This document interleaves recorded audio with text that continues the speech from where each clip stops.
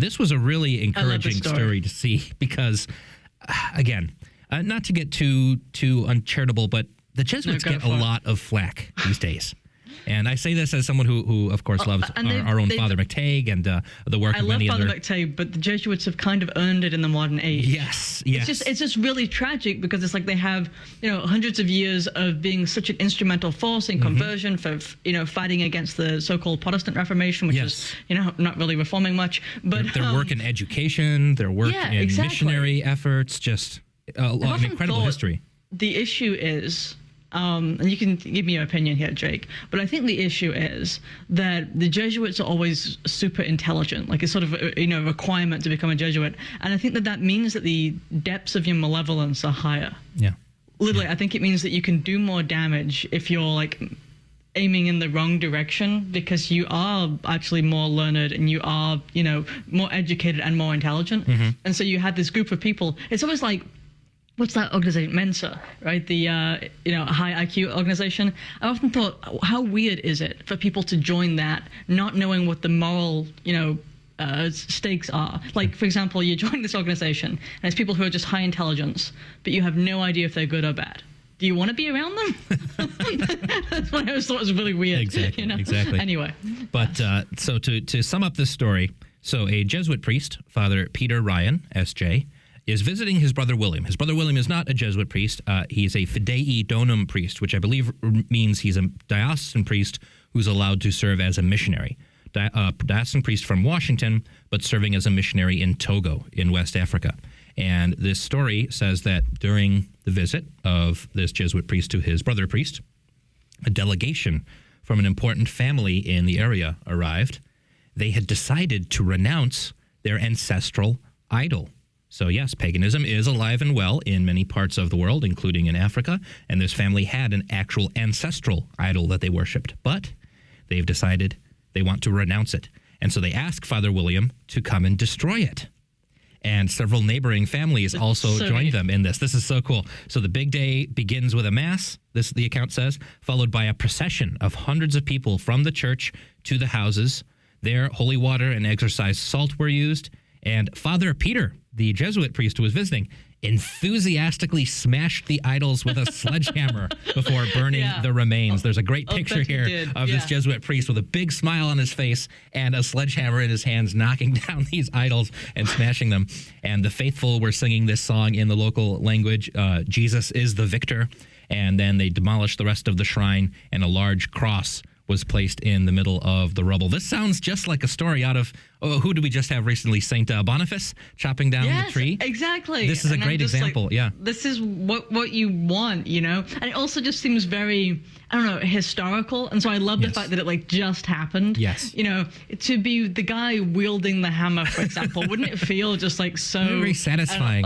Yes, exactly. Like a huge victory that you're engaging in, an act of conquest. I'll tell you what, I've worked construction in the past, and a lot of that was doing demolition work.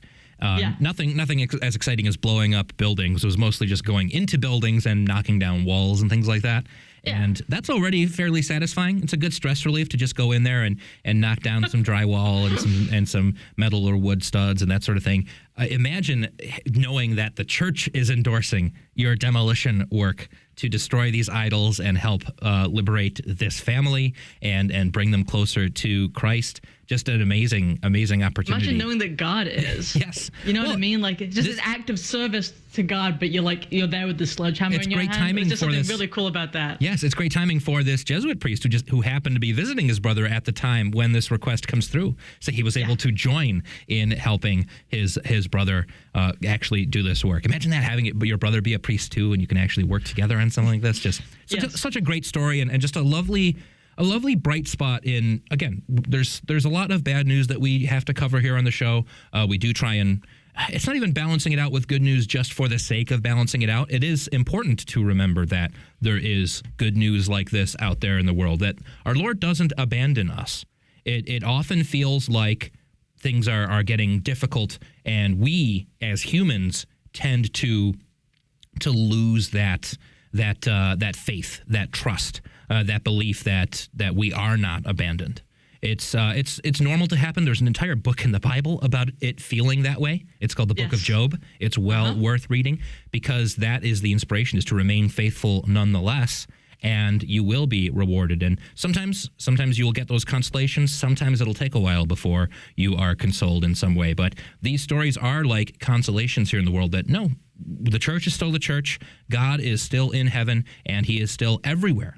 God is still in your local church, in the presence of the Most Holy Eucharist. You can go visit him, and we can have these amazing stories of the missionary work, the great missionary heritage of the Jesuits still working out, even though this isn't a Jesuit mission, because this Jesuit priest happened to be visiting his brother and was able to take part in that. So that mission is still neat, though, as well? Continuing. Just the idea, Jake, so you're there as a missionary in Africa, and I realize this is what's always happened, but it seems weird because it's modern, you know, and you're over there in Africa, and they're worshipping this basically this false god, right? Yeah. This actual idol, which would make you feel a little bit disconcerted, because everyone's moral understanding comes from what it is that they worship or who it is that they worship, right? So you're kind of in this place that feels very foreign because they're worshiping this thing, and they come to you after, you know, following your example and listening to what you said, and they want to turn away from it, and then the entire sort of feel of the village is going to change, because you're suddenly going to feel at home,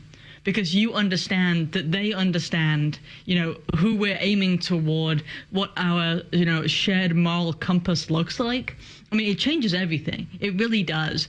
And you would have like a more of a unified understanding than I think that we would have, even in some cases, like here in the United States. Can I say that? Because you have the entire village, you know, acknowledging like the one true God. Whereas here we kind of have disparate understandings, we have different religious groups, we're a pluralistic society.